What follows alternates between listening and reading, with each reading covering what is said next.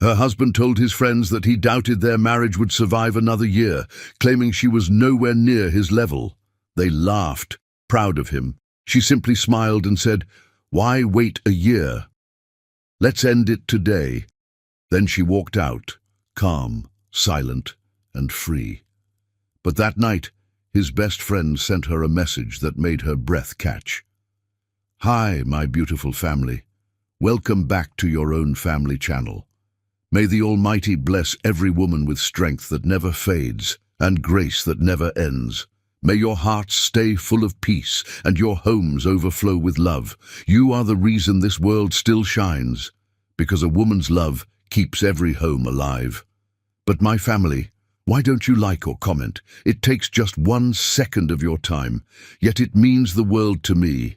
YouTube is trying to vanish this channel, to silence our beautiful family. Don't let that happen. Let's stand together. Our goal is 1,000 likes on this story. Let's show them that Mr. Peter's family never gives up. If your heart is true, like the video. If your love is real, write, "I am with Mr. Peter." Some women are born into shame, others marry into it, and Lindsay Lamb had spent 3 years perfecting the art of swallowing hers whole. The ballroom at the Belmont Hotel glittered with crystal, chandeliers, and the laughter of people who'd never questioned whether they belonged anywhere. Lindsay stood near the dessert table, her hands smoothing down the simple black dress she'd saved for months to buy, watching her husband hold court like a king among his subjects. Charlie Dean's birthday parties were never celebrations. They were exhibitions of power, carefully staged productions where he reminded everyone exactly where they stood in his carefully constructed hierarchy. She'd spent 3 days planning this party, 3 days calling caterers and florists and the hotel manager, using money from her own meager savings, because Charlie had declared it would be good practice for her to manage a real event. She'd chosen his favorite foods, arranged for his college friends to fly in, even baked the cake herself after taking an online baking class because he'd mentioned once, years ago when he still pretended to be kind, that he loved homemade German chocolate cake. "Lindsay, darling, couldn't you have found something more appropriate to wear?" The voice cut through her thoughts like a blade wrapped in silk. Moira Dean, Charlie's mother, materialized beside her, resplendent in emerald silk that probably cost more than Lindsay's entire wardrobe. "This is a sophisticated crowd, after all. I know you did your best with what you have, but still," the nearby guests turned to look. Lindsay felt their eyes cataloguing her dress, her shoes, her simple hairstyle, finding her wanting in ways both visible and invisible. She manufactured a smile, the same smile she'd been wearing like armor for 3 years. "I thought simple was elegant." Simple. Moira repeated the word as if tasting something sour. "Well, that's certainly one word for it." She drifted away, trailing expensive perfume and casual cruelty. Dinner was served at long tables, decorated with white roses that Lindsay had personally approved. She sat beside Charlie, who barely acknowledged her presence, too engrossed in a conversation with his associate about quarterly projections and market trends. When the servers brought out the salads, Lawrence Finch, a man whose handshake always lasted too long, leaned across the table toward Lindsay. "So, Lindsay, what is it you do again?" His tone was friendly, but his eyes held that peculiar blend of curiosity and condescension she'd grown to recognize. Before she could open her mouth, Charlie's voice overrode hers. "Lindsay keeps our home running smoothly. It's plenty for her capabilities, trust me." He laughed, and the table laughed with him, the sound rolling over Lindsay like a wave she couldn't escape. She'd heard worse. Over 3 years, she'd heard much worse. The time Charlie told his friends she'd married him for his money, even though she'd had a full scholarship to community college and had been working 2 jobs when they met. The time he'd served her expired food deliberately, then mocked her for being dramatic when she spent the night violently ill. The afternoon her father had a heart attack and Charlie refused to leave a golf game, forcing her to take 2 buses across town while crying so hard she could barely see. The main course arrived, filet mignon, that Lindsay had selected because Charlie loved it. She watched him cut into his steak with surgical precision, talking animatedly about his latest achievements at work, never once acknowledging that she existed beside him. When someone asked about their upcoming anniversary, Charlie waved his hand dismissively. 3 years down. Who knows how many more to go? The table laughed again, that awful sound that had become the soundtrack of her marriage. The cake arrived. Her cake, the one she'd spent hours perfecting. Charlie cut into it with a silver knife, took a bite and made an exaggerated grimace. Well, it's definitely dry, but Lindsay tried her best. She's not naturally talented at domestic things either. But what can you do? More laughter. Always more laughter. Lindsay watched pieces of her cake being distributed to guests who ate it politely, some leaving it half-finished on their plates, and felt something inside her begin to crack. Then came the speech. Charlie stood, scotch in hand, his face flushed with alcohol and the particular glow of a man who believed himself invincible. The room quieted. He raised his glass, and Lindsay felt her stomach twist into a knot of dread. I want to thank everyone for coming tonight. You've all been asking me about my marriage, why I seem restless lately, why I haven't settled down the way you all expected. He paused, taking a long sip of his drink. Here's the truth, and you know I've always been honest with you. I give this thing maybe another year tops. Lindsay's a sweet girl, but let's be real. She's just not on my level. Not intellectually, not socially, not professionally. She went to community college, for God's sake. My mother keeps asking when I'll get serious with someone appropriate, and I keep thinking, Mom, I made a mistake when I was young. I'll correct it soon enough. The room erupted. His friends howled with laughter, clapping Charlie on the back. Someone shouted, finally being honest? Moira Dean sat at the head table, nodding approvingly, as if her son had just announced a promotion rather than the systematic destruction of another human being. Lindsay saw it all through a strange fog, as if she were watching the scene from very far away. Across the room, only one face showed horror. Garrett Hunt, Charlie's friend since college, looked like he might be sick. But he said nothing. He'd said nothing for 3 years, while watching Charlie slowly dismantle Lindsay piece by piece. Charlie sat down, leaned over, and kissed Lindsay's cheek. His breath smelled like expensive scotch and casual cruelty. Don't take it personally, sweetheart, he whispered, loud enough for nearby guests to hear. You knew what this was. The thing that had been cracking inside Lindsay finally shattered. But instead of breaking her, it freed her. She stood, and the movement was so unexpected that conversations faltered. She looked at her husband, really looked at him, and saw him clearly for perhaps the first time. Not as the man she'd hoped he'd become, not as the person she'd tried to please, but as exactly who he'd always been. You're absolutely right, Charlie. Her voice cut through the murmurs, clear and calm as glass. Why wait another year? Why waste 12 more months of both our lives pretending this is something it never was? I'll have my lawyer contact yours on Monday morning. Enjoy your party. She walked toward the exit, her spine straight, her head high. Behind her, the silence was deafening. Someone whispered, did she just... But Lindsay didn't stop to hear the rest. She walked through those hotel doors and into the cool night air, and for the first time in 3 years, she could breathe. Her phone buzzed as she waited for a taxi. Then again, she looked at the screen through tears she hadn't realized were falling. The first message was from Garrett. I've watched him destroy you for 3 years. I'm sorry I never said anything. You deserve so much better. If you need anything, and I mean anything, I'm here. He doesn't deserve to breathe the same air as you. She stared at those words, her chest tight. Then a second message appeared. I need to tell you something about Charlie. Something I should have told you before you married him. Something you need to know. Can we meet tomorrow? Lindsay looked back at the hotel, its windows glowing with warm light and cold people. She thought about the girl she'd been when she met Charlie.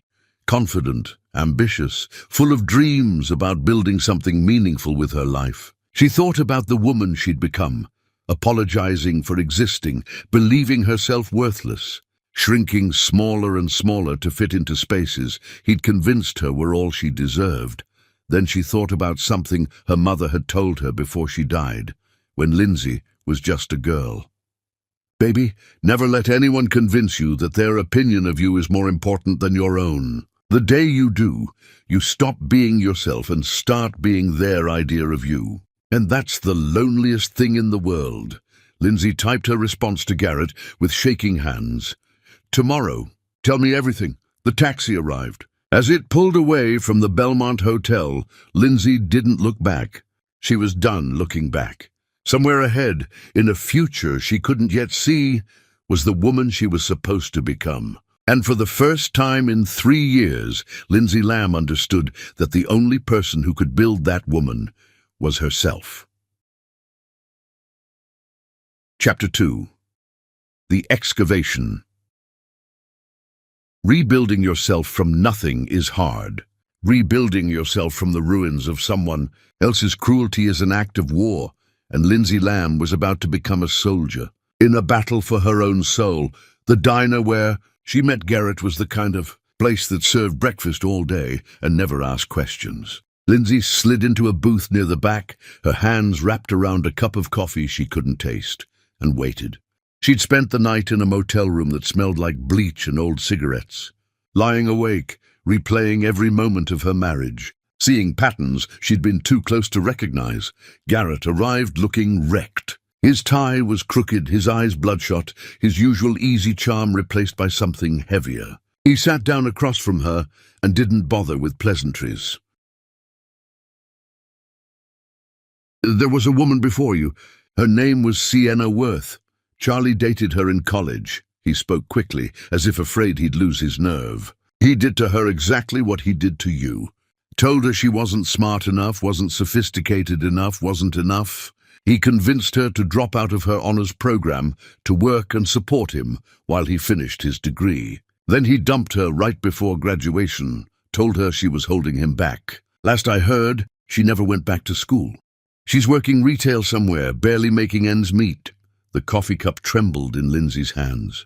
Why didn't you tell me? Because I'm a coward, Garrett's voice cracked. Because Charlie's been my friend since we were kids, and I wanted to believe he'd changed. Because telling you meant admitting I'd watched it happen before and done nothing. I thought maybe with you it would be different. But it wasn't. He doesn't know how to love people, Lindsay. He only knows how to use them and throw them away when they stop reflecting the image he wants. He slid a piece of paper across the table. A phone number.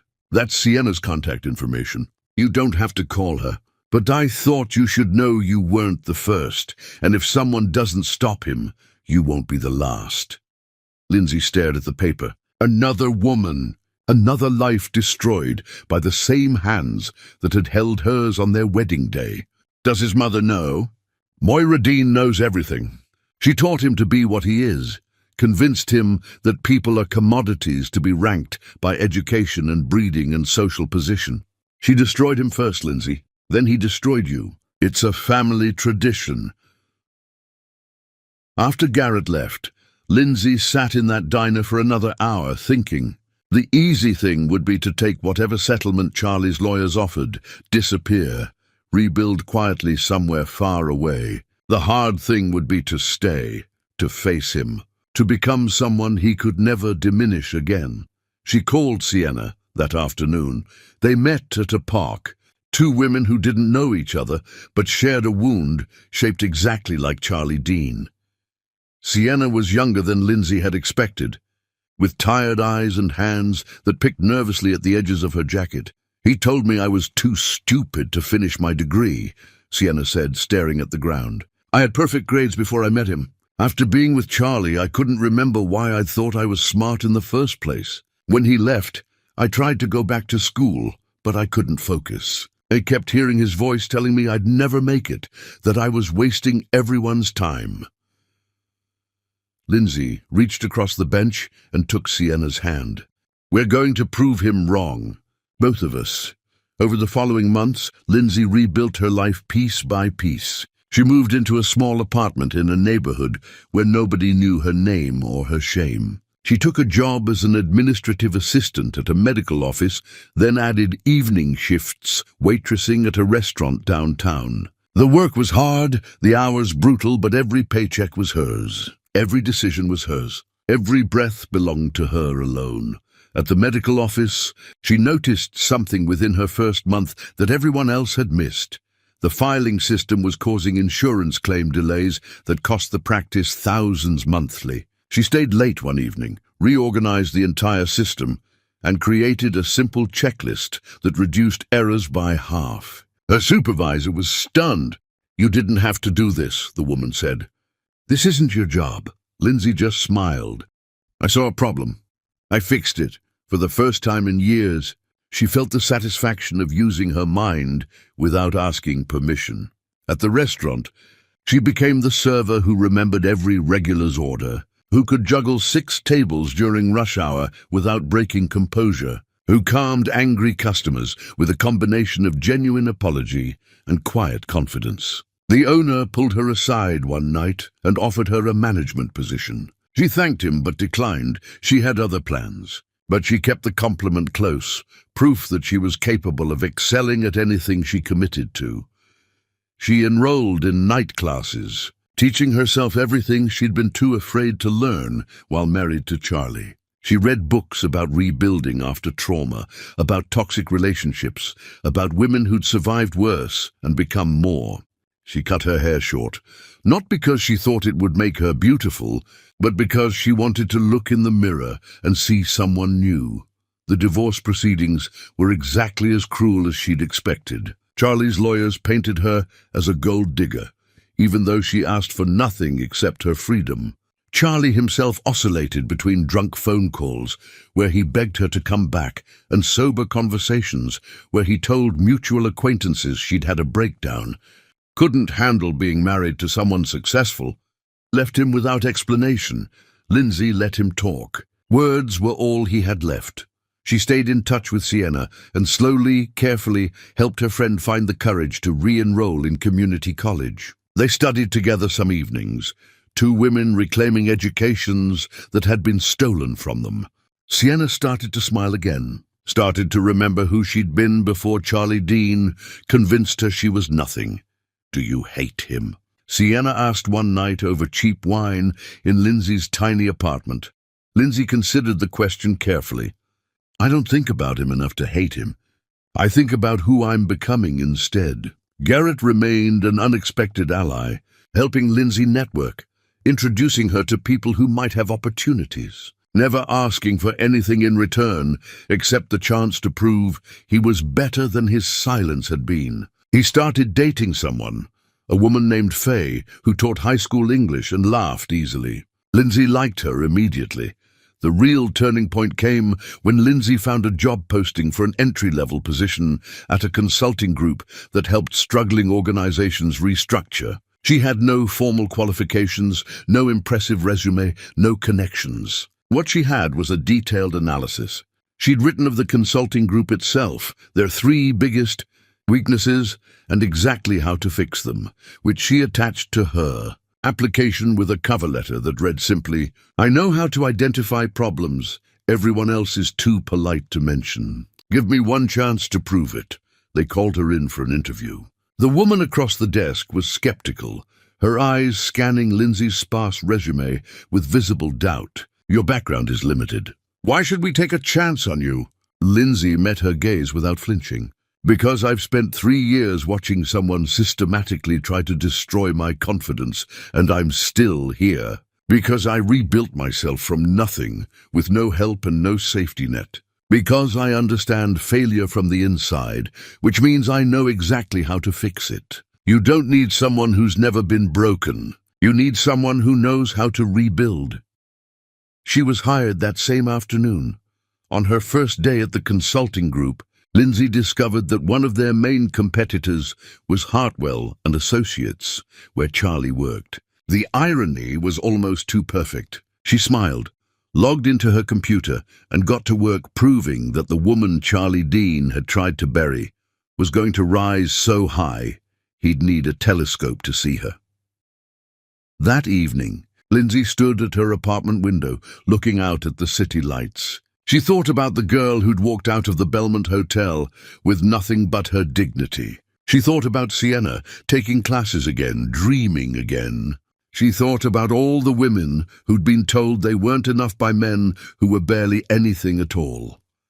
And Lindsay Lamb made herself a promise.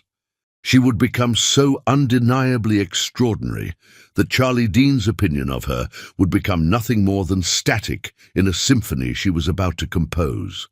She didn't know exactly how yet, but she knew that every empire starts with a single stone laid in defiance of everyone who said it couldn't be built. She was laying her first stone tonight, and she wouldn't stop building until the whole world could see what Charlie Dean had been too blind to recognize. Chapter 3. The Rising Tide. Success, Lindsay learned, wasn't about proving them wrong. It was about building something so undeniable that their opinions became smoke in the wind. The offices of Meridian Strategy Group occupied the 15th floor of a building downtown, all glass walls and open spaces designed to foster collaboration. Lindsay arrived every morning before sunrise and left long after sunset, pouring herself into every project with the intensity of someone who had something to prove. Not to anyone else anymore, but to herself. She took on the cases nobody else wanted, the failing organizations with toxic cultures and bleeding finances, and she did something remarkable with them. She listened. While other consultants came in with predetermined solutions and glossy presentations, Lindsay sat in break rooms and talked to receptionists. She ate lunch with warehouse workers and custodians. She asked questions that made executives uncomfortable. Who gets heard here and who gets ignored? Who takes credit and who does the actual work? Where does the cruelty hide? She'd lived inside dysfunction. She recognized its architecture. Her first major success came with a manufacturing company that was hemorrhaging employees and profits. The executives blamed lazy workers and market conditions. Lindsay spent 2 weeks on the factory floor and discovered the real problem: a floor manager who ruled through intimidation, stealing ideas from his team and presenting them as his own, creating an environment where talented people either quit or stopped trying. She presented her findings with such precision and documentation that the company had no choice but to act. The manager was removed. Within 3 months, productivity increased and turnover dropped. Lindsay's reputation began to spread. She'd also transformed physically, though not in pursuit of beauty. She'd started boxing at a gym near her apartment, learning to channel rage into movement, to hit something that couldn't hit back. The training made her strong in ways that had nothing to do with muscles. She walked differently now, shoulders back, chin up, taking up space without apologizing for it. She bought clothes that fit her body instead of hiding it, learned to meet people's eyes without flinching, stopped shrinking herself to make others comfortable. One evening, Garrett met her for coffee at their usual place. He'd been dating Faye for several months now, and the relationship seemed to be making him braver, more honest. "I saw Charlie last week," he said carefully, watching Lindsay's reaction. She felt nothing. No spike of anxiety, no twist of anger. Just mild curiosity. "How is he?" "Engaged to someone named Brielle Ashford. Old money, right family, everything his mother wanted. He seems miserable, but he won't admit it." Garrett stirred his coffee, not drinking it. "He asked about you. I told him you were doing well. He didn't believe me."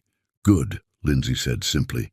"Let him not believe it." "His belief or disbelief is irrelevant to my reality." "You've changed," Garrett observed. "Not just the hair or the way you dress. Something deeper." "I stopped waiting for permission to exist," Lindsay said. "That changes everything." The divorce was finalized on a gray Tuesday afternoon. Lindsay signed the papers in her lawyer's office, officially severing herself from Charlie Dean. She'd asked for nothing except her freedom, and she'd gotten it. Walking out of that building, she felt lighter than she had in years. That evening, she came home to find flowers on her doorstep, white roses with a card from Garrett that read, "Today is the first day of your real life." But the real turning point came at the Regional Leadership Forum, a conference where consultants and executives gathered to discuss organizational challenges. Lindsay had been invited to speak on a panel about workplace culture, a surprising honor for someone so new to the field. She spent weeks preparing, crafting a presentation that was part analysis, part confession, all truth. The day of the panel, she stood backstage, her hands shaking slightly, listening to the moderator introduce the speakers. When her name was called, she walked onto that stage and looked out at 300 faces, and something inside her clicked into place. "I want to talk about power," she began, her voice steady. "Not the kind you earn through competence or leadership, but the kind you take through cruelty. The power that comes from making other people feel small so you can feel large. I know about this kind of power because I lived under it for 3 years. My former husband was a master at it. The casual dismissals, the public humiliations disguised as jokes, the systematic destruction of confidence. He convinced me I was worthless, and I believed him because I thought his opinion mattered more than my own." The room was absolutely silent. Lindsay could see people leaning forward, captivated. "What I learned is that toxic people don't just damage individuals, they damage entire systems. They create cultures where talent leaves, mediocrity thrives, and everyone is too afraid to speak truth to power. And the only way to fix these systems is to stop protecting the people breaking them. We have to be willing to name cruelty when we see it, to remove people who use their positions to destroy others, to believe victims when they tell us what's happening behind closed doors." She spoke for 20 minutes, weaving research and personal experience into something that felt both vulnerable and powerful. When she finished, the audience erupted in applause. Several people stood. Lindsay walked off that stage knowing she'd just changed something fundamental about her trajectory. In the audience, though Lindsay didn't know it, sat a man named Harrison Vale. He was older, distinguished, with silver threading through his dark hair, and the kind of presence that commanded attention without demanding it. Harrison had built an empire from nothing: real estate, technology investments, renewable energy projects, philanthropic foundations. He was known in certain circles as someone who did things differently, who valued integrity over profit, who asked difficult questions and actually listened to the answers. After the panel, Harrison approached Lindsay as she was gathering her things. "Ms. Lamb," he said, extending his hand, "that was the most honest analysis of organizational dysfunction I've heard in 2 decades. I run a company called Vale Enterprises, and we're in the middle of a significant restructuring. I'd like to discuss the possibility of bringing you in as a consultant. Would you be willing to have dinner and talk about it?" Lindsay looked at this man who'd sought her out, who'd listened to her story and seen competence rather than damage. "Dinner sounds fine. When?" "Tomorrow evening, if you're available. I'll send a car." After he left, Lindsay stood in the empty conference room, her heart racing. She'd just been approached by Harrison Vale, a name she recognized from articles and interviews, someone whose work she'd studied. She pulled out her phone and texted Sienna. Something just happened. Something big.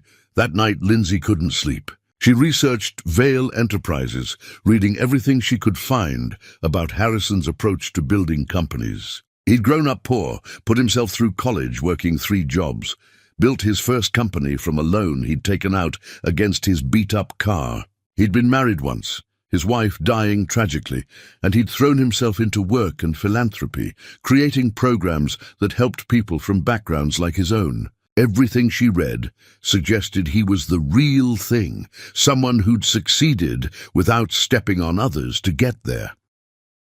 The next evening, a car arrived to take her to dinner. She'd chosen her outfit carefully, professional but confident, a deep blue dress that made her feel powerful. The restaurant was elegant but not pretentious, the kind of place where people went to actually talk rather than be seen. Harrison was already there, and he stood when she approached, pulling out her chair himself.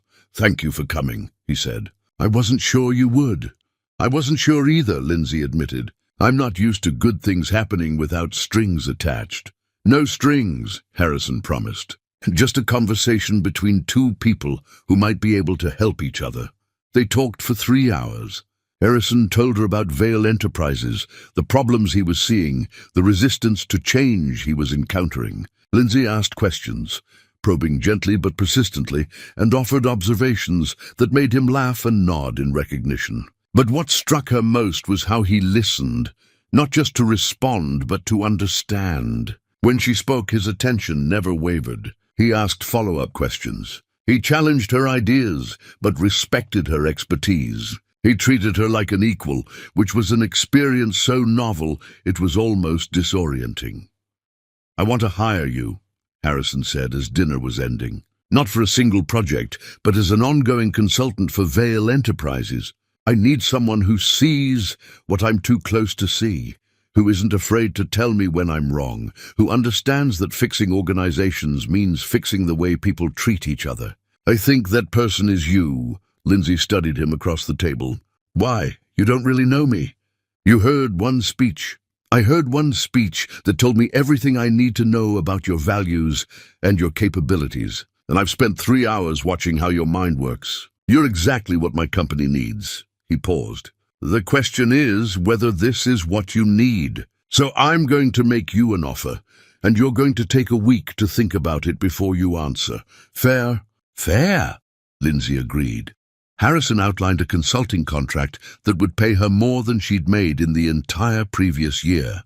It would require her to dedicate significant time to Vale Enterprises, to attend executive meetings, to have real influence over major decisions. It was an opportunity that should have gone to someone with decades more experience. It was also exactly what she'd been working toward without realizing it. As they walked out of the restaurant, Harrison turned to her. "Can I ask you something personal?" "You can ask. I might not answer." "The man you mentioned in your speech, your former husband, does he know what you've become?" Lindsay smiled. "Not yet, but he will." She went home that night and sat at her kitchen table thinking. She thought about the girl who'd walked out of the Belmont Hotel believing she was worthless. She thought about Sienna back in school, rebuilding.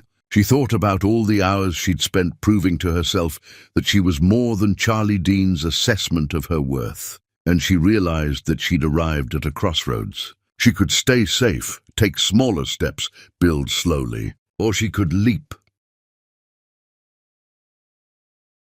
Lindsay called Harrison the next morning. "I don't need a week. My answer is yes." 3 days later, as she was leaving her apartment to meet with Harrison's team, Lindsay ran into a neighbor checking mail. The woman did a double take. "Lindsay, you look amazing. What's going on?" Lindsay thought about how to answer that question. Finally, she smiled and said simply, "I'm becoming who I was supposed to be all along." Chapter 4. The Architect of Her Own Fortune. Power, real power, doesn't announce itself with noise. It walks in quietly and changes everything without asking permission. And Lindsay Lamb was about to make seismic shifts in perfect silence. Vale Enterprises was unlike any place Lindsay had worked. The headquarters occupied an entire building, all clean lines and natural light, with spaces designed for both collaboration and quiet focus. But what struck her immediately was the atmosphere. People smiled. They spoke to each other with respect. When she walked through the halls with Harrison on her first official day, employees greeted him warmly but without fear. This was what healthy leadership looked like. Harrison introduced her to his executive team with simple directness. "This is Lindsay Lamb. She's going to be working closely with all of us to identify inefficiencies and improve how we operate. Her authority comes directly from me, which means when she asks questions, you answer them honestly. When she makes recommendations, you take them seriously. Clear?" The executives nodded, though Lindsay could see skepticism in some of their eyes. She was young, relatively inexperienced, and worst of all, she'd been brought in by the boss, which made them suspicious that she was some kind of spy or enforcer. She'd have to prove herself to them, but she'd been proving herself to doubters her whole life. She knew how to do it. She spent her first 2 weeks simply observing. She attended meetings, reviewed files, ate lunch with employees at every level. She noticed patterns, which executives interrupted others, who took credit for whose ideas, where decisions got bottlenecked by ego rather than process. She saw talent being underutilized because the people holding it didn't look or sound like what leadership expected. She watched resources being wasted on projects that served individual agendas rather than company goals. Then she started asking uncomfortable questions. In a meeting with the real estate development division, she interrupted a presentation to ask why the team had no women in leadership positions, despite having several highly qualified women in junior roles. The division head, a man named Preston Marsh, bristled. "We promote based on merit, not demographics." "Merit as defined by whom?" Lindsay asked calmly. "Because I've reviewed the performance data, and 3 of your junior team members have consistently higher success rates than your senior leads. Yet they've been passed over for promotion multiple times. Can you explain why?" Preston couldn't. Harrison, sitting at the head of the table, said quietly, "I'd like an answer to that question too, Preston." Within a month, 2 of those junior team members were promoted. Within 3 months, the real estate division's performance improved measurably. Word spread through the company. Lindsay Lamb saw things others missed, and she wasn't afraid to name them. Her most significant early victory came with the technology investment division. They'd been underperforming for over a year, and nobody could figure out why. The division head, a man everyone liked, insisted the market was just tough. Lindsay spent a week embedded with the team and discovered the problem wasn't the market, it was theft. The division head had been systematically taking the most promising investments identified by his team, routing them through a side company he partially owned, then claiming the successes as his own, while blaming the team for the failures that remained in Vale's portfolio. Lindsay brought her findings to Harrison privately. With documentation so thorough, there was no room for doubt. Harrison's face went white with rage. "How long has this been happening?" "At least 2 years, possibly longer." And nobody said anything. The people who knew were afraid. He had friends in high places. He had a reputation as someone who could make or break careers. "Sound familiar?" Harrison understood immediately. "Like your ex-husband. Exactly like my ex-husband. These people don't change industries. They just change locations." The division head was fired within days. 3 of his friends on the executive team, people who'd known what was happening and said nothing, were asked to resign. Harrison promoted a woman named Kendall Liu, who'd been buried in a junior analyst position despite having one of the sharpest investment minds in the company. Within 6 months, the technology division became Vale's most profitable unit. Lindsay's reputation within the company shifted from skepticism to respect. Employees started coming to her with problems they'd been afraid to raise, knowing she'd actually listen and act. Harrison began including her in discussions that went far beyond her initial consulting role. Strategic planning, major acquisitions, philanthropic initiatives. Their professional relationship deepened into friendship, built on mutual respect and shared values. But it was more than friendship, though neither acknowledged it directly. Harrison found himself looking forward to their meetings in ways that had nothing to do with work. He valued her mind, yes, but he also found himself captivated by her humor, her insights on everything from architecture to literature, the way she listened with complete attention when he talked about his late wife and his grief. Lindsay noticed how she relaxed around Harrison in ways she hadn't with anyone else, how his presence made her feel both challenged and safe, how he never once made her feel like she needed to be smaller or quieter or less than everything she was.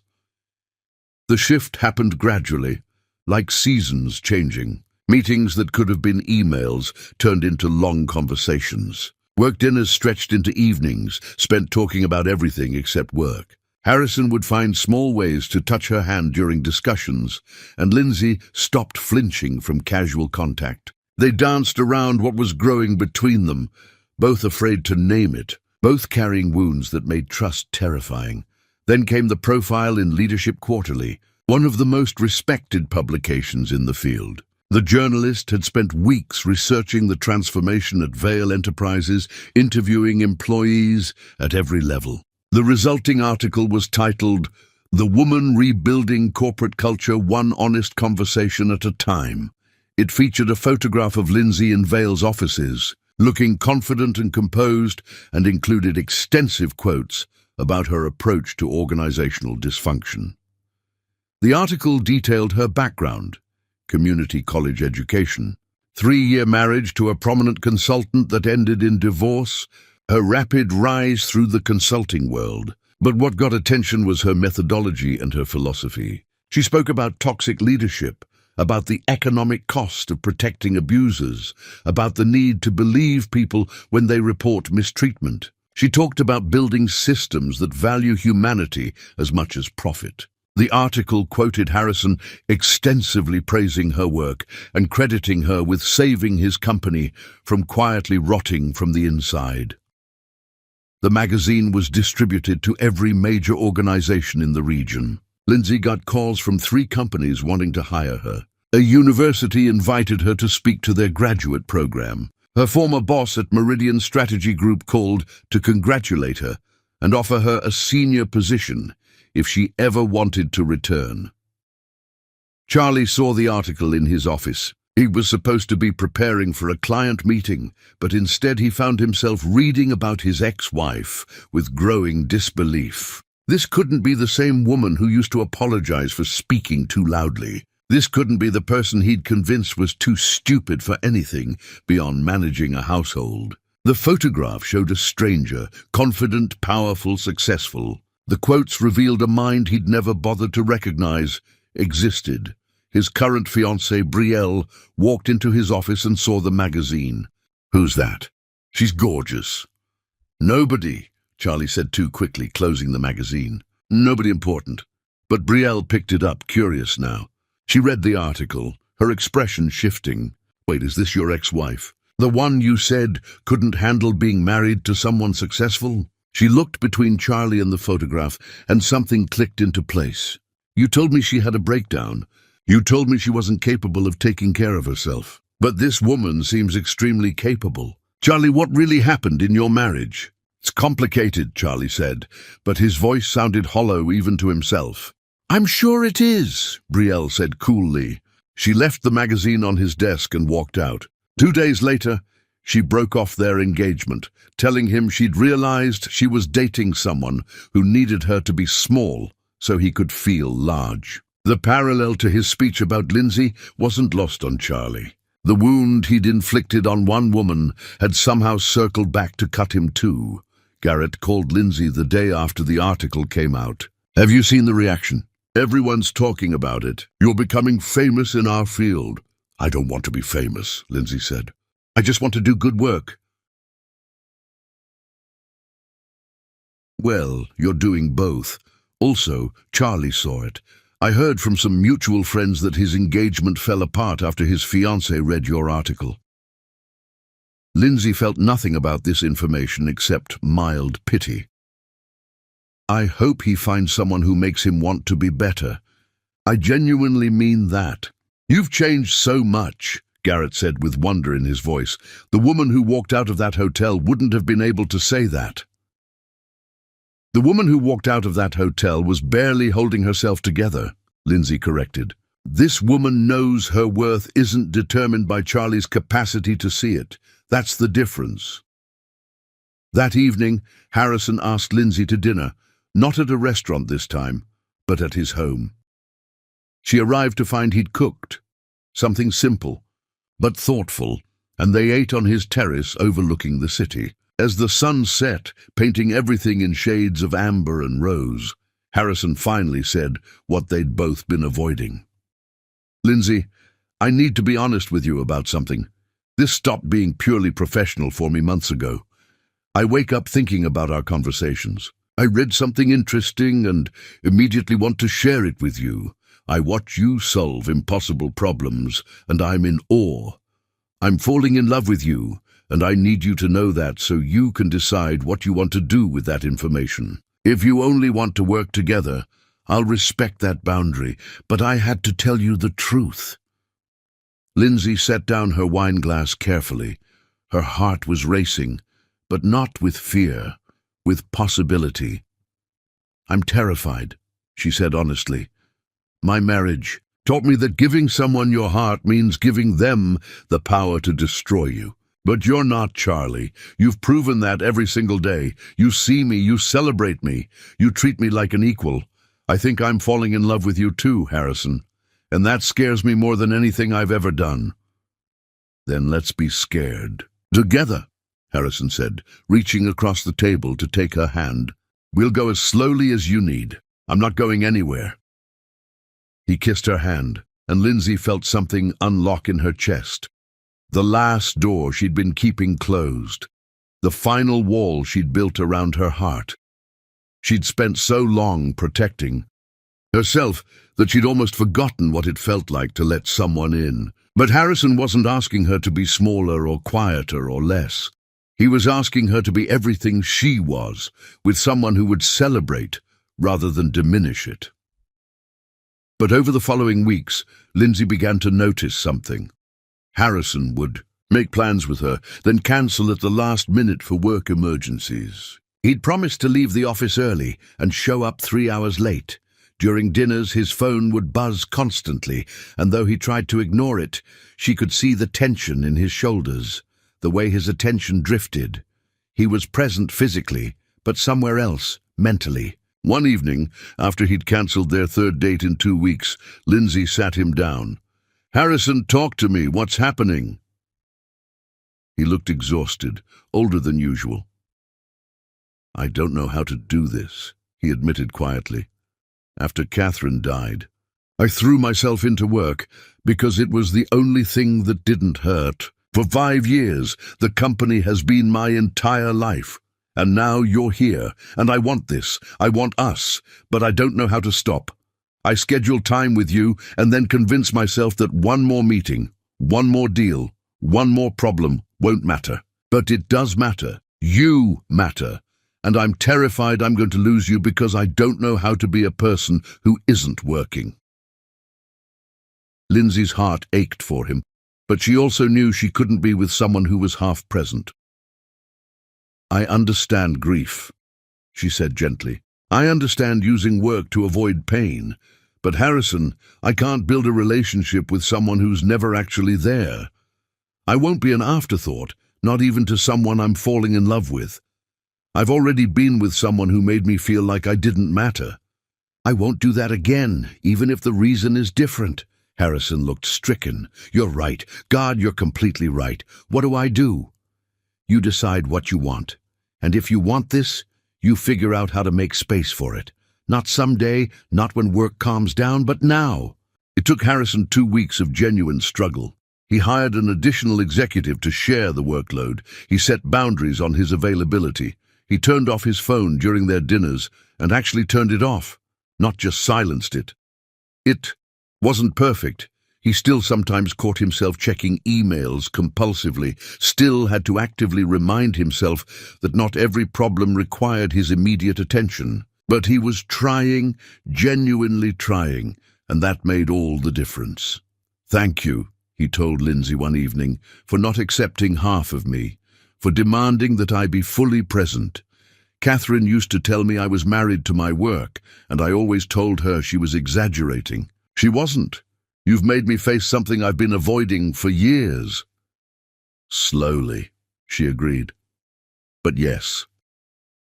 They sat there as night fell over the city, 2 people who'd survived loss and betrayal, choosing to be brave enough to try again. And Lindsay realized that this moment of choosing love despite fear, of trusting despite every reason not to, was its own kind of revolution. She'd rebuilt herself from ruins. Now she was learning to share that rebuilt self with someone who deserved it. Chapter 5. The Queen's Gambit. Some women spend their lives seeking validation from people who will never give it. Lindsay Lamb had stopped seeking and started building, and in doing so became more powerful than anyone who'd ever doubted her. Harrison courted Lindsay like she was something precious and rare, which was exactly how he saw her. Their relationship unfolded slowly, carefully, with the patience of two people who'd both learned that rushing toward intimacy often meant running from something else. He asked permission before holding her hand. He listened to her stories about Charlie, not to rescue her from them, but to understand where she'd been so he could honor where she was now. When she talked about her fears of being diminished again, he didn't dismiss them with promises. He showed her through consistent action that he meant what he said. They kept their relationship private at first, both wanting to protect something fragile and new from outside scrutiny. But within Vale Enterprises, Lindsay's influence continued to expand in ways that had nothing to do with who she was dating. Harrison promoted her to Chief Strategic Officer after she'd transformed 3 failing divisions, exposed systematic corruption, and increased overall profitability while making Vale Enterprises a place people actually wanted to work. The promotion came with a corner office, authority over every major decision the company made, and a salary that made Lindsay's eyes water when she saw the offer letter. "This is too much," she told Harrison when he presented the contract. "It's exactly what you're worth," he replied firmly. "I've been underpaying you, if anything. You've earned this 10 times over." Some questioned whether her relationship with Harrison influenced the promotion, but her track record spoke louder than speculation. She'd rebuilt departments from the ground up, created systems that protected employees from abuse, and turned Vale Enterprises into a model that other companies studied and tried to replicate. Her methods remained the same. She listened to the people everyone else ignored. She asked uncomfortable questions, and she refused to protect powerful people who created toxic environments. Word spread beyond Vale. Companies started calling, offering her astronomical sums to consult for them. Universities invited her to speak. She was featured in 2 more major publications, both times photographed looking calm and confident, speaking about rebuilding organizations from the ground up. Each article generated more attention, more opportunities, more recognition that she was someone whose ideas mattered. The invitation to keynote the National Leadership Summit arrived on a Tuesday morning. Lindsay stared at the email, barely breathing. The summit was where the most influential voices in organizational leadership gathered. Being asked to keynote meant being recognized as someone whose ideas shaped the field. She called Sienna first, her hands shaking. "They want me to speak at the National Leadership Summit," Lindsay said. "Of course they do," Sienna replied, and Lindsay could hear the smile in her voice. "You're brilliant. When are you going to start believing that?" "I'm working on it. Every single day, I'm working on it." Preparing the keynote took weeks. Lindsay wrote and rewrote, trying to distill everything she'd learned into something that would resonate. Harrison read her drafts, offering feedback that sharpened her arguments without changing her voice. The night before the summit, he found her pacing their hotel room, terrified. "What if I'm not ready? What if everything I have to say is too personal, too raw? What if people think I'm just bitter about my divorce?" Harrison took her hands, stopping her movement. "Lindsay, your power comes from the fact that it's personal and raw. You're not speaking from theory. You're speaking from survival and transformation. That's what people need to hear." The summit ballroom held over 1,000 people. Lindsay stood backstage, listening to the introduction that listed her accomplishments in a voice that made them sound more impressive than she felt. When she walked onto that stage, the lights were blinding, but she found her center and began. "I want to tell you about the worst night of my life," she started, her voice carrying to the back of the room. "The night my husband stood up in front of 100 people and announced that our marriage would probably last another year at most because I wasn't on his level. He said this while I sat there, surrounded by people who laughed at his honesty. I went home that night believing he was right, that I was worthless, incapable, fundamentally less than. But then I did something that changed everything. I left." She spoke for 40 minutes about toxic systems, about how cruelty masquerades as honesty, about the economic and human cost of protecting people who destroy others. She talked about rebuilding both herself and organizations from foundations of respect rather than fear. She shared specific strategies, real examples from her work at Vale, vulnerable truths about her journey. The audience was silent, riveted. When she finished, they rose to their feet. The applause went on for so long that Lindsay felt tears threatening. She held them back, smiled, and walked off that stage, knowing she'd just shifted something fundamental in how people thought about leadership. In the audience, though Lindsay didn't see them, sat several people from Charlie's world. His former colleagues from Hartwell and Associates, people who'd been at that birthday party 3 years ago, witnessed her transformation into someone they barely recognized. One of them, Lawrence Finch, turned to his companion and said quietly, "We destroyed that woman, and she became this." What does that say about us? After the keynote, reporters wanted interviews. Conference attendees wanted photographs and advice. But Lindsay found Harrison waiting for her backstage, and the look on his face told her everything she needed to know. "That was the most powerful thing I've ever witnessed," he said quietly, pulling her into his arms. "You just changed 1,000 people's understanding of leadership. Do you know that?" "I just told the truth." That's exactly why it was powerful. That evening at the summit dinner, Lindsay was seated at a table with executives from companies across the country. They asked her questions, sought her advice, treated her like the expert she'd become. At one point, someone mentioned reading about her transformation of Vale Enterprises and asked Harrison what it was like working with her. Working with her? Harrison smiled, and Lindsay felt warmth spread through her chest at his expression. "I don't work with Lindsay. I learn from her. She's the smartest person I know, and I'm grateful every day that she chose to build something with me." The person asking the question looked between them, understanding dawning. "Oh, you two are together." "We are," Harrison confirmed without hesitation. "And before you ask, no, that's not why she has her position. She earned that before we ever became involved. I'm just lucky enough to witness her brilliance up close every day." Charlie had never once spoken about her with pride, not in 3 years of marriage. Harrison did it naturally, publicly, without her asking. The difference was staggering. Later that night, in their hotel room overlooking the city, Harrison pulled out a small velvet box. Lindsay's breath caught, her heart suddenly racing. "I know it's fast," he said, his voice gentle. "I know you're still healing from what he did to you. But I also know that I want to spend the rest of my life with someone who makes me better every single day. Someone who challenges me and inspires me and reminds me that love doesn't have to hurt. Lindsay Lamb, would you marry me?" Lindsay looked at this man who saw her completely, who celebrated her strength instead of fearing it, who'd proven through consistent action that love didn't have to be a weapon. She thought about the woman who'd walked out of the Belmont Hotel believing she was nothing. She thought about how far she'd come, how much she'd built, how thoroughly she'd proven Charlie Dean wrong about everything. "Yes," she said, tears streaming down her face. "Yes, Harrison, I'll marry me." He slipped the ring on her finger, simple, elegant, perfect, and kissed her with a tenderness that made her believe in second chances.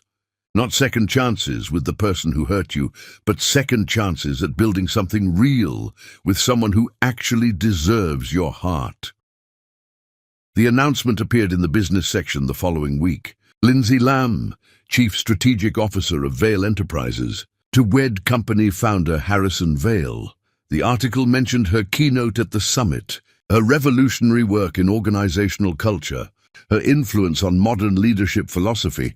It included a photo of them together at a charity event, looking at each other with obvious affection and respect. Charlie saw it in his lawyer's office, where he was meeting about an entirely different matter. He asked to use the restroom and locked himself in, staring at the announcement until the words blurred. She was marrying Harrison Vale. Harrison Vale, who Charlie had met once at a conference and found intimidating in his quiet competence and genuine decency. Harrison Vale, who was everything Charlie had pretended to be, actually successful, actually respected, actually kind. The woman in the photo didn't look anything like the Lindsay he'd known. This woman looked happy, actually, genuinely happy in a way she never had with him, not even in the beginning, when he'd still been pretending to be someone worth loving. Charlie realized with sickening clarity that he'd never once made her smile the way she was smiling in that photograph. He'd spent 3 years tearing her down, and she'd spent the years since proving that everything he'd said about her was a lie he'd told himself to feel superior. Chapter 6. The Reckoning Begins. Ghosts don't haunt houses. They haunt the minds of people who never apologized for what they did in the light of day.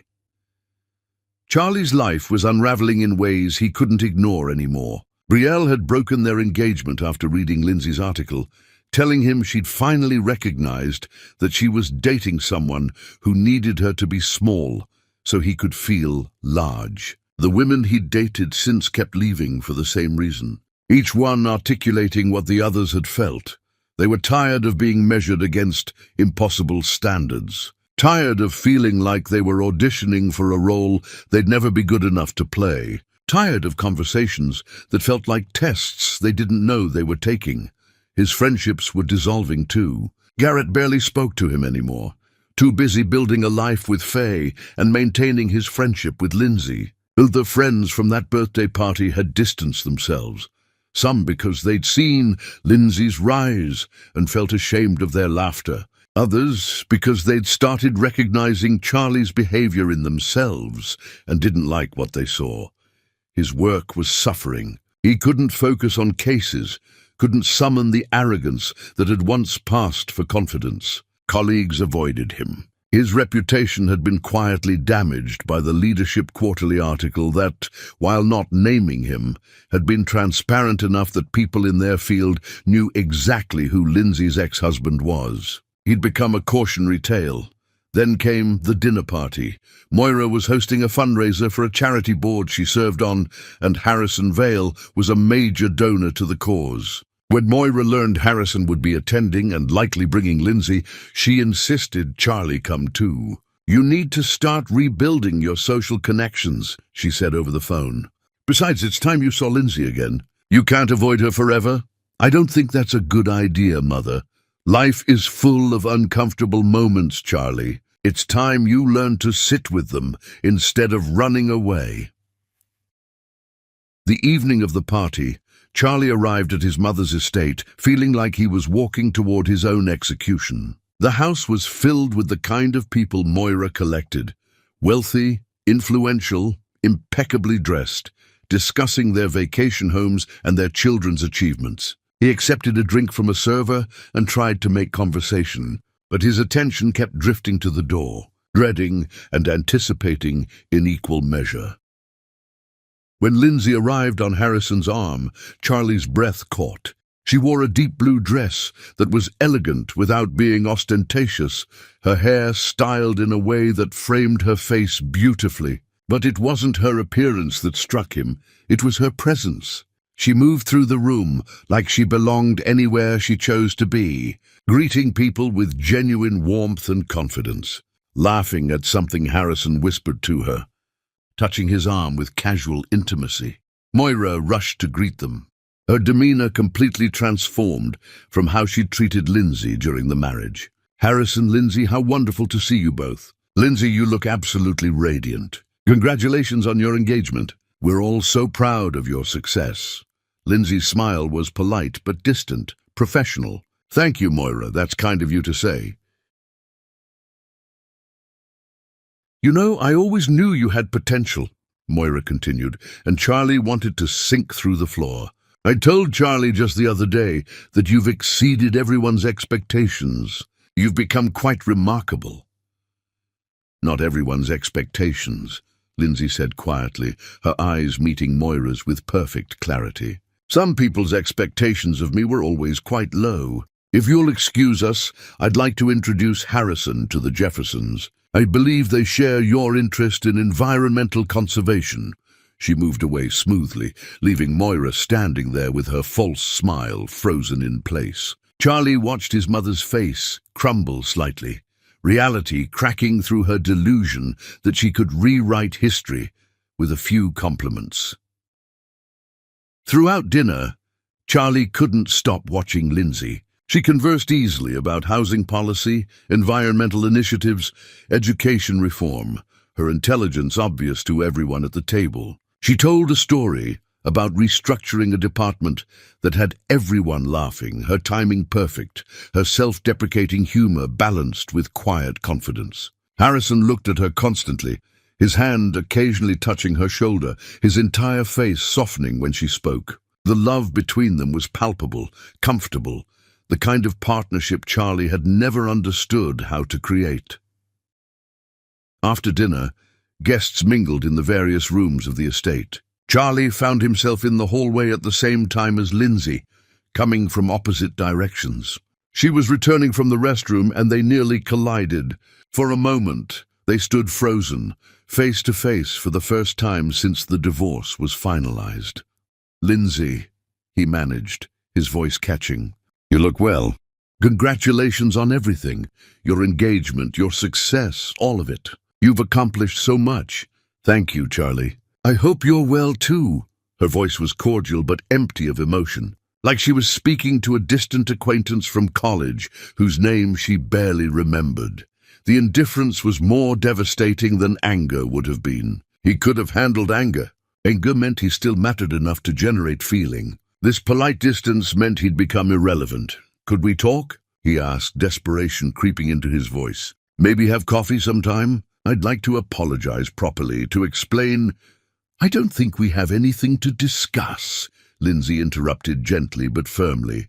"Whatever needed to be said was said a long time ago. I've moved on, Charlie. I genuinely hope you can too."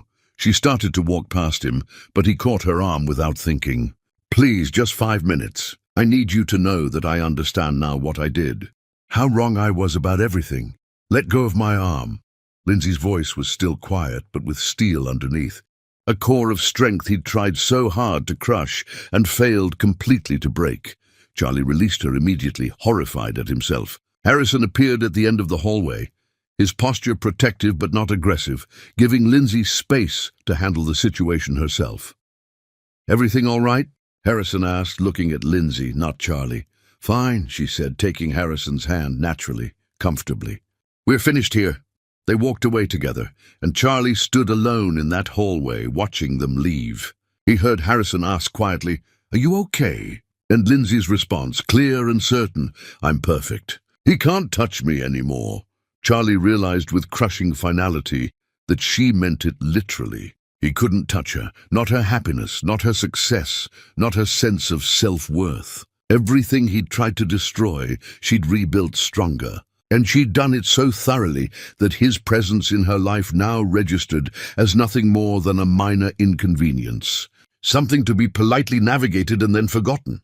He left the party early, unable to bear another moment of watching her be happy with someone else, someone better. He drove aimlessly through the city for hours, unable to go home to his empty apartment where every surface reminded him of choices he couldn't undo. He ended up at Garrett's house near midnight, standing on the doorstep like a ghost. Garrett answered in pajamas, surprised but not unkind. He looked at Charlie's face and sighed. "I saw her tonight," Charlie said, his voice breaking. "I saw what I destroyed, and I saw what she became anyway, despite everything I did to her. Garrett, I don't know how to live with what I've done." Garrett studied his old friend, seeing the cracks in his facade, the real pain beneath the arrogance. "Come in, we need to talk." Chapter 7, The Fortress and the Siege. Some men don't realize what they had until they see someone else cherishing it the way they should have all along. Garrett's living room was warm and lived in, the kind of space that reflected an actual life being built rather than an image being maintained. Charlie sat on the couch while Garrett made coffee. Neither of them would drink, both needing the ritual of hospitality to soften what was coming. When Garrett returned and settled into the armchair across from him, the silence stretched between them, like a bridge neither wanted to cross first. "Talk to me," Garrett finally said. "Really talk to me. Not the version you tell yourself to sleep at night, but the truth." Charlie's hands shook as he tried to find words. "I destroyed the best thing that ever happened to me. I spent 3 years systematically breaking down someone who loved me, someone who only wanted to be my partner, and I convinced myself I was being honest when I was really just being cruel. And now she's happy, actually genuinely happy, with someone who sees everything I was too blind and stupid to recognize." "Why did you do it?" Garrett asked. "Not the surface reasons, the real ones. Why did you need to make her small?" The question landed like a punch. Charlie sat with it, really sat with it, trying to excavate something true from the layers of justification he'd built. "Because she threatened me," he finally admitted. "Not intentionally, but just by existing. She was smart, Garrett. Really smart. She saw things I missed, made connections I couldn't make, had insights that were better than mine. And instead of celebrating that, instead of learning from her, I panicked. Because my whole life, my whole sense of worth, was built on being smarter than everyone else. That's what my mother taught me, that I was special, superior, destined for greatness because of my education and breeding. And then I married someone who made me feel ordinary by comparison, and I couldn't handle it." "So you destroyed her to protect your ego?" "Yes." The admission felt like swallowing glass. I told myself I was helping her understand her limitations, that I was being realistic about her capabilities. But I was just terrified that if she reached her potential, she'd realize she didn't need me. Or worse, that she was better than me. Garrett leaned forward, his expression hard. "Do you know what I watched for 3 years? I watched you take a confident, ambitious woman and turn her into someone who apologized for breathing too loudly. I watched you mock her in front of our friends, dismiss her ideas, make her feel worthless. And I said nothing because I was a coward who valued our friendship more than her dignity. That's something I have to live with. Why are you telling me this now? Because you need to understand the magnitude of what you did. You didn't just hurt Lindsay. You damaged something fundamental in her, made her question her own reality, stole years of her life that she spent believing your lies about who she was. And the miracle isn't that she left you. The miracle is that she survived you." Charlie felt tears burning his eyes. "How do I fix it? How do I make amends?" "You don't," Garrett said bluntly. "That's what you're not understanding. There is no fixing this. Lindsay has moved on, built an extraordinary life, found someone who actually deserves her. Your amends aren't about getting her back, or even getting her forgiveness. Your amends are about becoming someone who never hurts another person the way you hurt her." "I don't know how to do that." "Then you figure it out. You get professional help. Real help, not just a few therapy sessions to check a box. You do the deep, uncomfortable work of understanding why you are the way you are. You make amends to every other woman you've hurt. And Charlie, we both know Lindsay wasn't the only one. You become someone fundamentally different, not because it might win you anything, but because it's the right thing to do." Faye appeared in the doorway, having clearly been listening. She looked at Charlie with something between pity and disgust. "My fiancé told me what you did to your wife. What kind of man publicly humiliates the woman who loves him? What kind of man spends 3 years systematically destroying someone's confidence? You know what the worst part is? You're not even an exception. You're just the rule that women have been living with forever. Men who need us to be less so, they can feel like more." Her words hit Charlie like a slap, but he couldn't argue with them. She was right, about all of it. "I'm sorry," he said, though the words felt inadequate. "I'm so sorry." "Don't apologize to us," Faye said.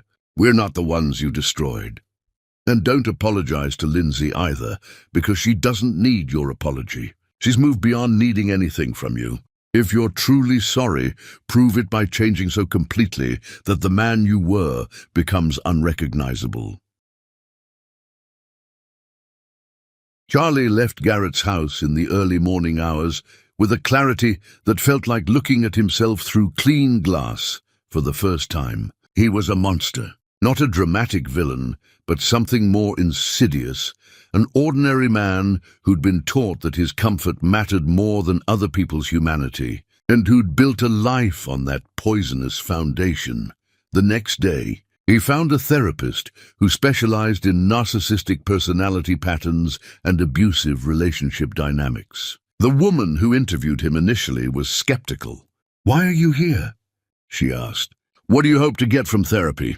"I need to understand why I destroyed someone I claimed to love, and I need to become someone who never does that again. Not to win her back. She's gone. She's happy with someone better than me. This is about me becoming someone I can actually respect." The therapist studied him for a long moment. "All right, but I need you to understand that this work is going to be painful. You're going to have to confront things about yourself that you've been avoiding your whole life. You're going to have to take accountability for damage you can never undo. Are you prepared for that?" "I don't know, but I have to try." While Charlie began the slow, unglamorous work of examining his own toxicity, Lindsay's life continued to soar. She and Harrison planned their wedding, an intimate ceremony at his estate with just family and close friends. No grand spectacle, no society pages, just a celebration of two people choosing each other with clear eyes and full hearts. Sienna was one of her attendants, the two of them having traveled so far together from the women Charlie had tried to break. "You know what's beautiful?" Sienna said as they were looking at venues. "We both survived him. We both rebuilt. And now we get to witness each other thriving. That feels like the best revenge." "It's not revenge," Lindsay corrected gently. "Revenge would mean I still cared what he thought. This is just me living the life I was always supposed to have." Harrison's children, Kendall and Malcolm, embraced Lindsay completely. Kendall, a surgeon with her father's quiet intensity, told Lindsay over coffee one afternoon, "You make my father laugh again. After Mom died, I thought he'd forgotten how. Thank you for reminding him that joy is still possible." Malcolm, who worked in environmental law, was more direct. "He talks about you constantly. Your ideas, your insights, the way you see the world. I've never heard him speak about anyone with such respect, not even Mom, and he adored her. You're exactly who he needs." The wedding took place on a perfect autumn evening, the estate gardens lit with soft lights. The guest list carefully curated to include only people who genuinely loved and supported them. Lindsay wore a simple, elegant gown that made her feel like herself rather than someone else's idea of a bride. When her father walked her down the aisle, he whispered, "Your mama is watching, baby girl. She's so proud of you." Harrison stood at the altar, and when he saw Lindsay walking toward him, tears streamed down his face without shame. When they reached each other, he took her hands and said quietly, just for her, "You're the most beautiful thing I've ever seen, and I'm the luckiest man alive." Their vows were personal and powerful. Harrison promised to celebrate her brilliance, to support her dreams, to be her partner in everything, to never make her feel small for his comfort. Lindsay promised to trust him with her heart, to build an empire with him, to never be less than everything she was, to choose him every day with intention and joy. When they kissed, the gathered guests erupted in applause. Garrett was there with Faye, clapping with genuine happiness for his friend's triumph. Sienna was there with her new partner, crying happy tears. Harrison's children stood and cheered for their father's second chance at love. The reception was joyful and warm, speeches filled with laughter and affection. Harrison's toast to his new wife made everyone cry. Lindsay walked into my life at exactly the moment I'd convinced myself that my best days were behind me. She proved me wrong about that and about 1,000 other things. She's the smartest person I know, the kindest person I know, and the strongest person I know. I promise to spend the rest of my life deserving the gift of her choosing me. Lindsay's toast was shorter, but no less powerful. I'd learned the hard way that the right person doesn't make you smaller to fit their life. They expand their life to make room for all of you. Harrison does that every single day. Thank you all for celebrating this journey with us, and for believing that second chances are real. As they danced their first dance, Lindsay looked up at her husband and felt something she'd never experienced with Charlie: complete safety, absolute trust, the certainty that this man saw her and loved her exactly as she was. "Thank you," she whispered against his chest. "For what?" "For proving that love doesn't have to hurt." Across town, Charlie sat in his apartment, deliberately not looking at social media, where he knew wedding photos would be appearing. He'd been in therapy twice a week for months now, slowly beginning to understand the architecture of his own cruelty. His therapist had asked him to make a list of every cruel thing he'd done to Lindsay, every way he'd diminished her, every moment he'd chosen to hurt her. The list was pages long, and reading it made him physically ill. But he kept going back to therapy. He kept doing the work. Not because it would win him anything, but because Faye had been right. If he was truly sorry, he needed to prove it by changing so completely that the man who'd mocked his wife in front of 100 people became someone he could barely recognize. His mother called him that evening. "I heard the wedding was beautiful.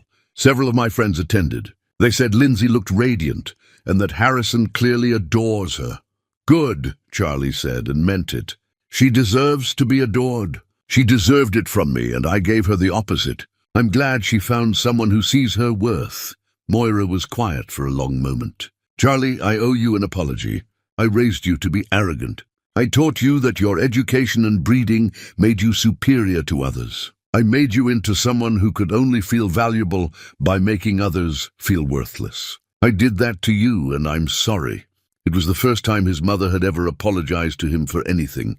Charlie felt something crack open in his chest. "We both have a lot to make up for, Mother. Maybe we can figure out how to do that together." Chapter 8. The Empire of Self. Lindsay had spent 3 years learning to be small. She would spend the rest of her life remembering how to be infinite. The honeymoon took them to places Lindsay had only dreamed of visiting: Barcelona, Rome, Santorini. But what she remembered most wasn't the architecture or the food or the stunning views. It was the feeling of walking through ancient streets with someone who treated her like she was the most fascinating person in every room, who asked her opinions on everything, who listened when she spoke and built on her ideas rather than dismissing them. Harrison was a partner in the truest sense, and being married to him felt like finally breathing freely after years of holding her breath. When they returned, Lindsay threw herself back into her work with renewed energy. Vale Enterprises was thriving under her strategic direction, but she'd been considering something bigger, something entirely her own. Over coffee one morning, she mentioned it to Harrison almost casually. "I've been thinking about starting my own consulting firm, specializing in helping organizations identify and eliminate toxic cultures. I'd still be involved with Vale, but this would be mine, my name, my vision, my legacy." Harrison set down his coffee cup and looked at her with that expression she'd come to know meant he was taking her completely seriously. "Tell me more. What would make this different from what you do now?"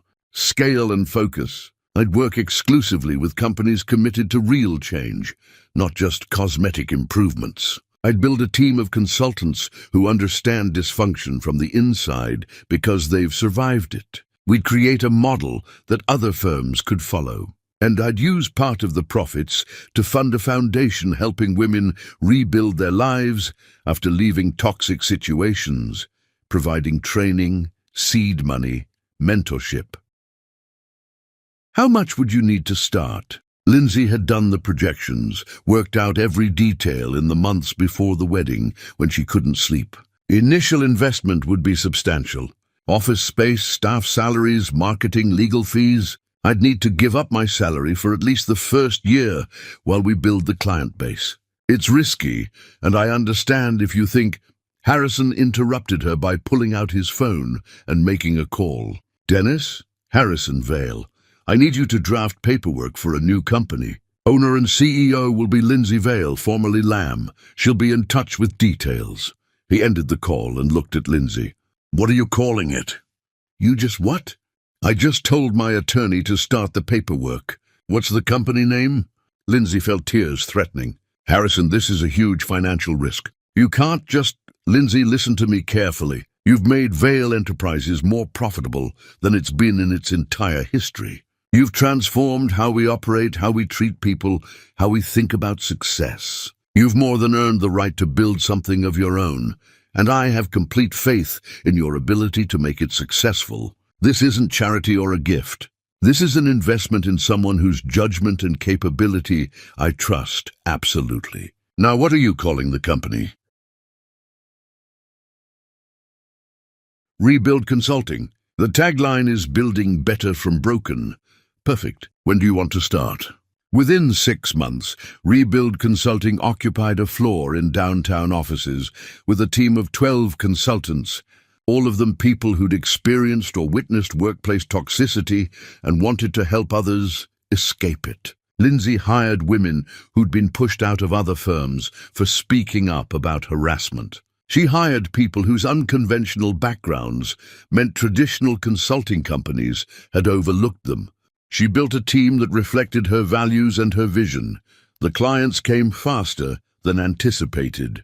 Companies that had read about Lindsay's work at Vale, that had heard her speak at conferences, that wanted what she'd created for themselves. Within the first year, Rebuild Consulting had worked with 15 major organizations, and every single one showed measurable improvements in employee retention, productivity, and satisfaction. Lindsay's methods worked because they were honest.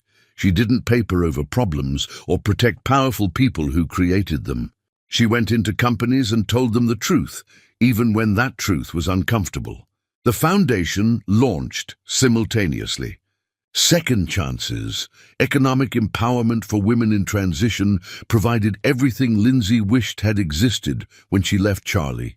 Training, seed funding for startups, mentorship from successful women, psychological support for healing from abuse. The first cohort was 10 women. Within 2 years, it would be helping over 100 annually, with a success rate that made traditional programs look inadequate by comparison. Lindsay was featured on the cover of Business Leadership Review with the headline, "The Woman, Rebuilding Corporate America. One Honest Conversation at a Time." The article detailed her journey from abused wife to influential consultant, from broken to unbreakable.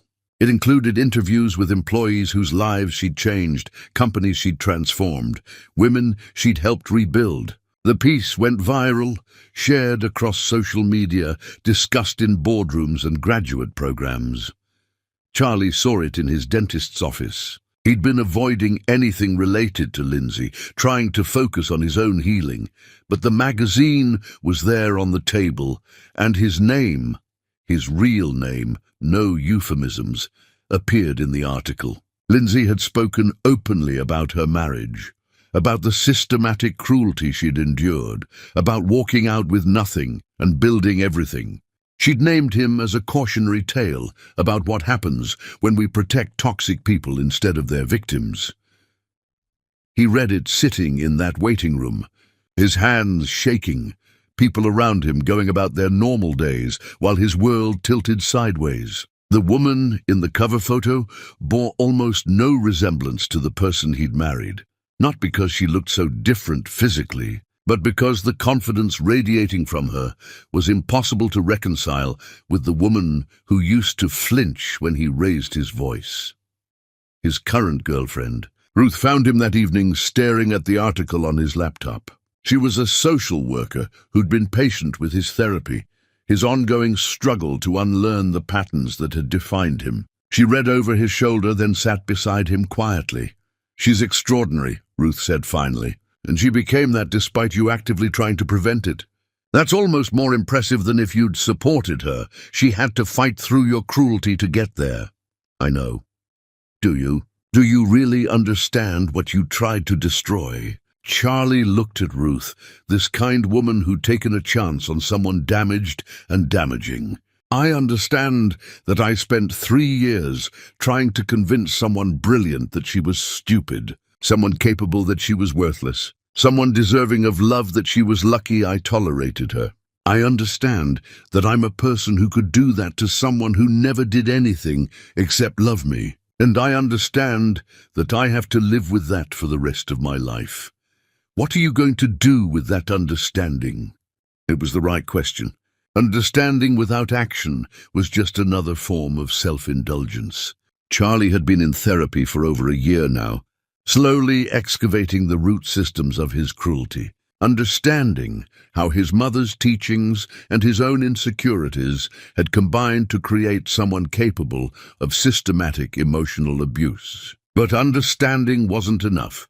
"I'm going to write her a letter," he said, "not asking for forgiveness or reconciliation, just taking full accountability for what I did, acknowledging her truth, and telling her that I hope her life continues to be everything she's built it to be. And then I'm going to volunteer with organizations that help victims of abuse, and I'm going to spend the rest of my life trying to undo a fraction of the damage I've done to the world."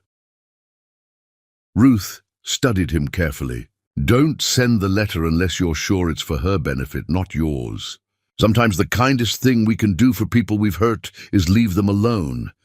She was right, and Charlie knew it. He wrote the letter anyway. Pages and pages of acknowledgement, accountability, apology without excuse. He gave it to Garrett to hold, asking him to deliver it only if Garrett believed it wouldn't hurt Lindsay to receive it. Garrett read it, saw that it was genuine, and kept it for months. Finally, when Lindsay seemed so secure in her happiness that nothing from her past could shake her, he gave it to her with a warning.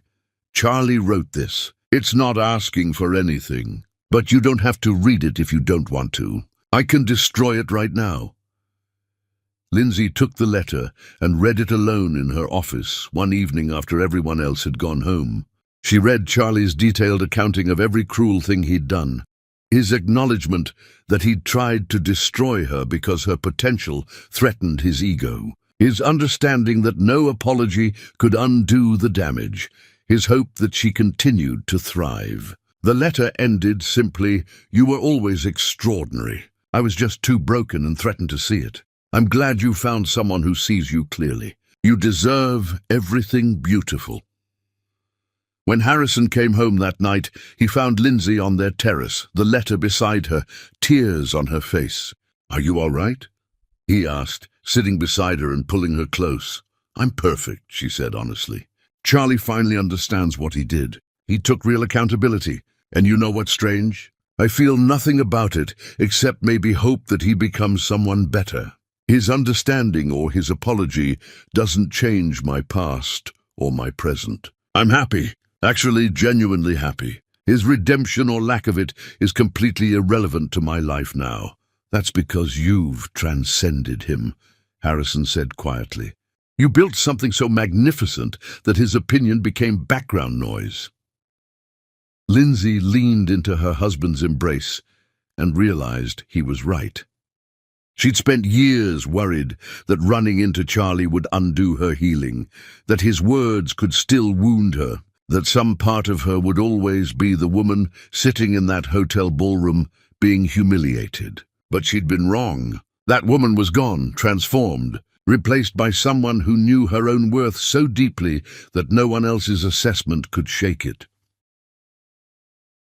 Chapter 9. The Final Siege. Some men mistake persistence for love, never understanding that real love knows when to let go.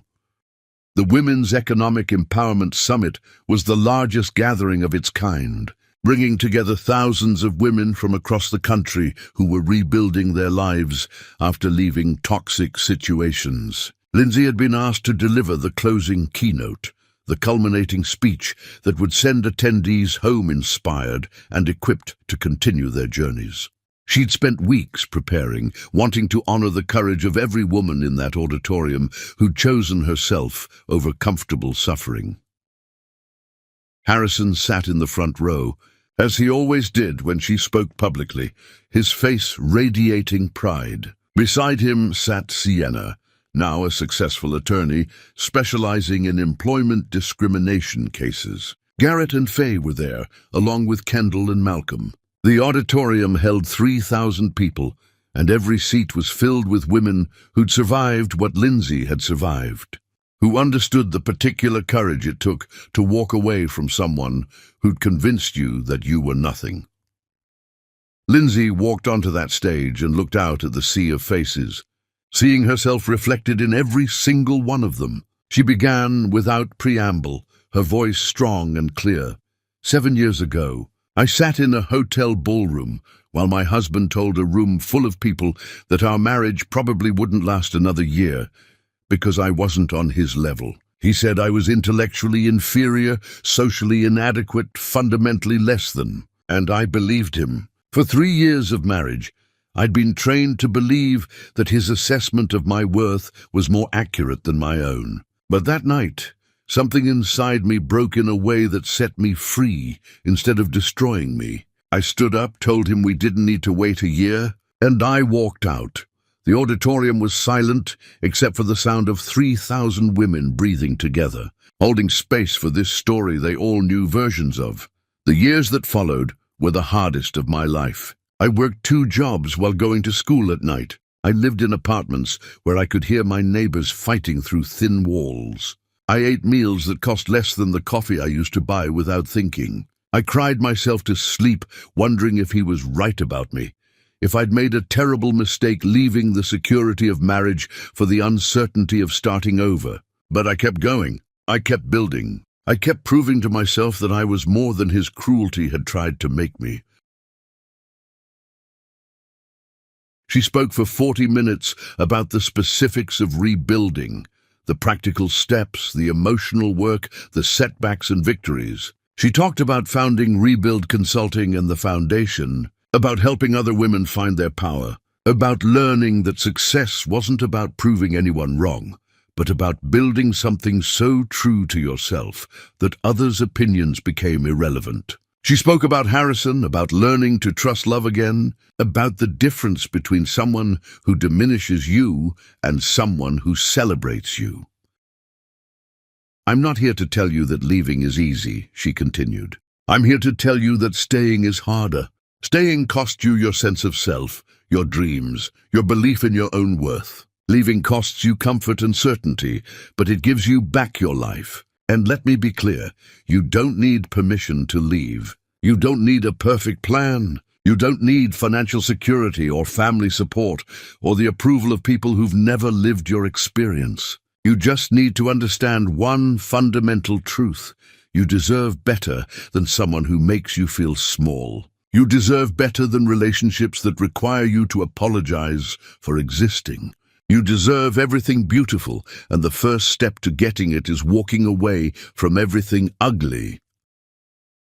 The applause started before she finished her final sentence, building into a standing ovation that lasted so long, Lindsay had to wipe away tears. Women rushed the stage afterward, wanting to thank her, to share their stories, to tell her that her words had given them permission to finally leave, to finally believe they deserved more. What Lindsay didn't know was that Charlie was there. He'd seen the summit advertised and made a decision that his therapist had warned him might be unhealthy. He'd come to see what Lindsay had become, to witness from a distance the woman he'd tried to destroy. He sat in the very back row, having bought a ticket under a different name, and watched his ex-wife command a stage with the kind of presence he'd spent their entire marriage trying to suppress.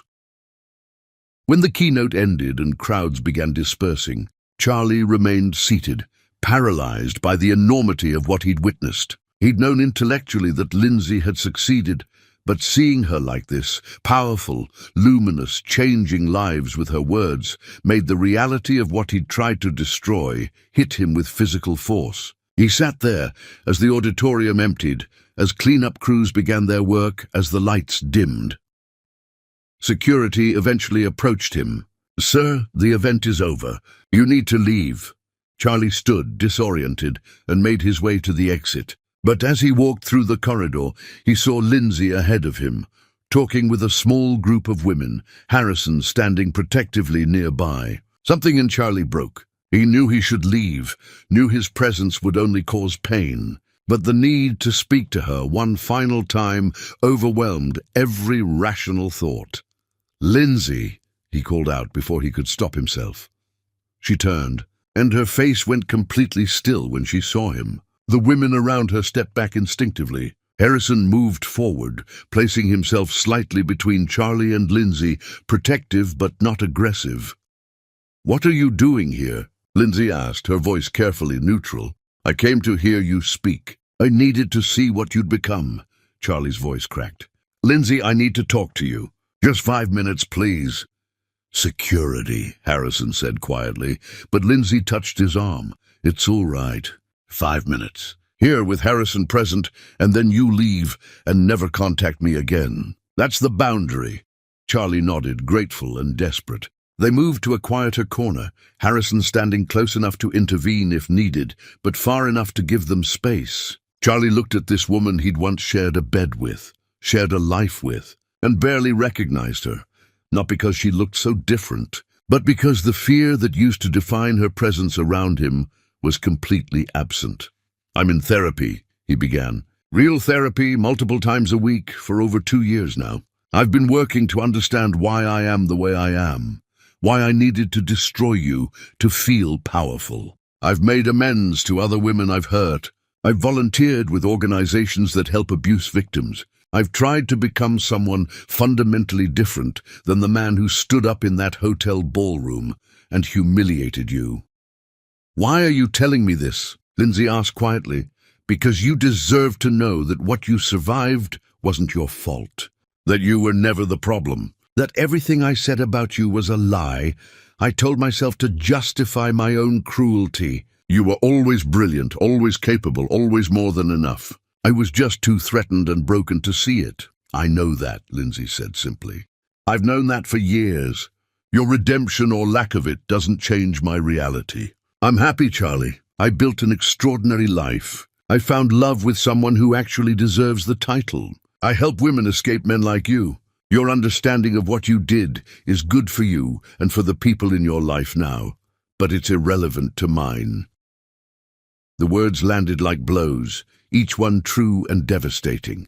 Charlie felt tears streaming down his face, all pretense stripped away. "I'm not asking for forgiveness. I'm not asking for anything. I just needed you to know that you were right to leave, that everything you've accomplished proves how wrong I was about everything, and that I hope your life continues to be everything you've built it to be." "Then I hope you continue getting help," Lindsay said, her voice softening slightly. "I hope you become someone who never hurts another person the way you hurt me and the others.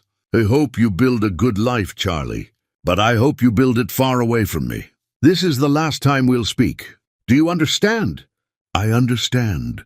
Lindsay looked at him for a long moment, and Charlie saw something in her eyes that felt like closure. "Goodbye, Charlie. I forgive you, not because you've earned it, but because holding on to anger would poison the beautiful life I've built. But forgiveness doesn't mean reconciliation or relationship or room in my life for you. It just means I'm releasing the last chain connecting me to who I was when I knew you. I'm free. I've been free. And now you are too." She turned and walked away, taking Harrison's hand. Charlie watched them go, saw Harrison lean down to ask if she was okay, saw her nod and smile up at him with pure love. He watched until they disappeared around a corner, and then he stood there alone in that empty corridor, finally understanding that this was the ending he deserved, not vindication or redemption or reunion, but the quiet dignity of being released from someone who'd outgrown needing anything from him. Chapter 10. The Restoration. Forgiveness isn't about forgetting. It's about refusing to let the past dictate who you become in the future. And Lindsay Lamb had spent 7 years becoming someone her younger self would never believe existed. 3 years after that final conversation with Charlie, Lindsay stood in the grand ballroom of a hotel, preparing to receive the National Leadership Award for Organizational Transformation.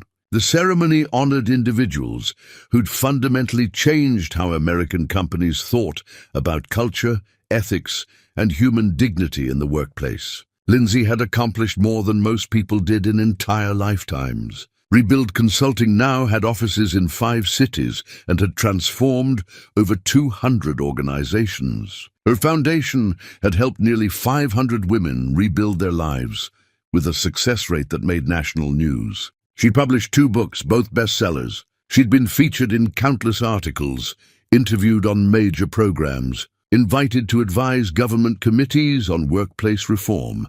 But what mattered most to her wasn't the accolades. It was the life she'd built with Harrison, the quiet joy of waking up beside someone who celebrated her rather than diminished her. The peace of knowing her worth wasn't contingent on anyone's approval. They'd created a partnership built on mutual respect and genuine affection, supporting each other's dreams while building something beautiful together. Harrison stood beside her now, devastatingly handsome in his tuxedo, his hand resting on the small of her back. "Nervous?" he asked, knowing she hated being the center of attention, despite having grown comfortable with public speaking. "A little. This feels big. It is big. You've earned every bit of it." He kissed her temple gently. "I'm so proud of you, it almost hurts." The ceremony began, and Lindsay watched as other honorees received their awards, each one having contributed something meaningful to their field. When her name was called, she walked onto that stage with her head high, accepting the Crystal Award and stepping to the microphone. She looked out at an audience of over 1,000 people, executives, consultants, activists, journalists, and felt the weight of how far she'd traveled. "When I was younger," she began, "I married someone who spent 3 years trying to convince me I was worthless. He mocked my education, dismissed my intelligence, made me believe that his cruelty was honesty and his contempt was realism. I left that marriage with nothing except my dignity and a stubborn refusal to believe his lies about who I was. Everything I've accomplished since then has been built on one simple foundation: the understanding that no one else's opinion of me matters more than my own. Not my ex-husband's, not my critics, not even my supporters. I know who I am. I know what I'm capable of. And I know that I deserve to take up space in this world without apologizing for it." She spoke for 10 minutes about the women who'd inspired her, the employees who'd trusted her, the organizations that had been brave enough to change. She thanked Harrison for being a partner who expanded his life to make room for all of her, rather than asking her to shrink. She thanked Sienna for surviving alongside her. She thanked everyone who'd believed in her vision of workplaces built on respect rather than fear. To every woman watching this who's being told she's not enough, you are. You've always been. The person telling you otherwise is lying to protect their own fragility. Walk away from anyone who requires you to be small for their comfort. Build something magnificent. Prove to yourself, not to them, that you were always capable of extraordinary things. And when you succeed, don't waste your energy on revenge. Just live so beautifully that their opinions become static. You can barely hear beneath the symphony of your own creation. The applause was deafening. Lindsay left that stage with her award, returning to Harrison's embrace, feeling utterly complete. Later that evening, at home in the sanctuary they'd built together, Lindsay stood on their terrace, looking out at the city lights. Harrison joined her, wrapping his arms around her from behind. "What are you thinking about?" he asked.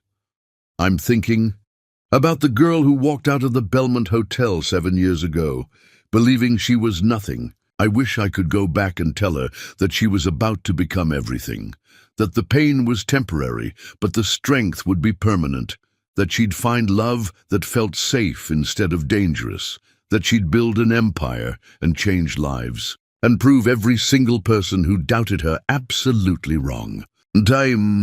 She became you," Harrison said simply, "and you're the most remarkable person I've ever known."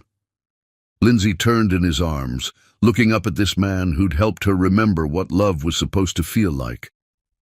"Thank you for seeing me when I was still learning to see myself. Thank you for letting me love you when you had every reason not to trust love.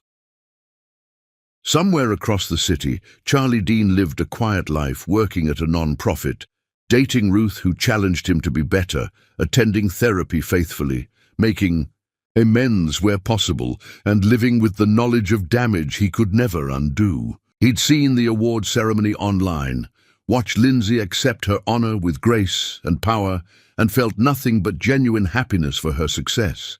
He'd become, finally, someone capable of celebrating another person's triumph without needing to diminish it or make it about himself. But his redemption was his own story, separate from Lindsay's, irrelevant to her happiness. She'd moved so far beyond him that his existence barely registered in her consciousness. When people asked about her ex-husband now, she spoke about him, the way you might discuss a storm you survived years ago, acknowledging it happened, grateful it passed, focused entirely on the sunshine that followed. Standing on that terrace in Harrison's arms, looking out at a city full of women she'd helped and organizations she'd transformed and a future still unfolding with infinite possibility, Lindsay understood that she hadn't just survived Charlie Dean's cruelty. She'd transcended it so thoroughly that his opinion of her, past, present or future, had become nothing more than whispers in a hurricane, barely audible beneath the roar of a woman who'd finally learned that the only voice that mattered was her own, and that voice was singing a song of triumph that would echo long after everyone who'd ever doubted her had faded into forgotten silence. The end.